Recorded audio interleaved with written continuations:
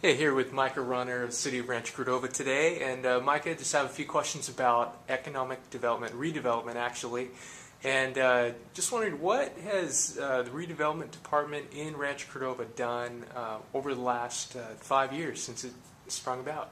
Well, as far as the redevelopment agency, it's only been around for the last 5 years. And we've been able to start some projects along Folsom Boulevard.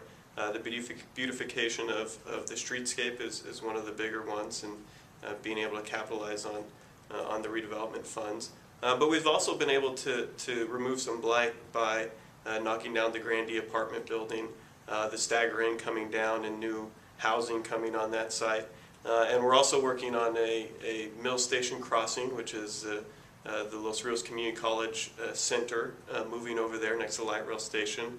But then also looking at the entire 12 acres of that site and creating a catalyst project that will help stimulate future projects along Folsom Boulevard. So it's still new. There's still a lot of projects that are being talked about and being pushed along, and it takes time to do some of these things, but we're real excited about the possibilities of what can happen on Folsom Boulevard. Yeah, I definitely think the community is excited too when we hear about the potential for a community college campus to go there. And I guess over the last couple months we've heard a lot about Governor Brown's new proposals in his budgets and different cuts that might take place.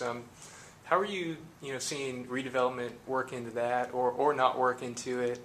If you could give us some thoughts on that. Well, as part of Governor Brown's proposal was to basically eliminate the redevelopment agencies, and so what that means is for us as a local entity and a local redevelopment agency is not as much money to spend on the infrastructure and the things needed to protect and remove blight along our city and in the redevelopment area. So it would drastically change our ability to do future projects, to improve the infrastructure, to improve the neighborhoods without those funds. So it's a big difference in what kind of the city or the redevelopment agency will be able to do within the community.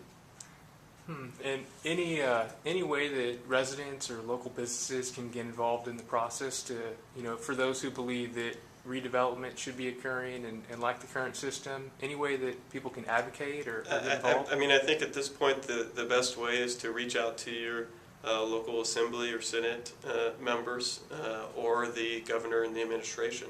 You can make some calls, send some letters, whatever you feel like is necessary or what you want to do. But really the decision at this point is with the state and what they're going to do to move forward. And kind of any neighborhoods or any community members who support the future funds going to the local community and blight removal, then they should step up and get their name heard.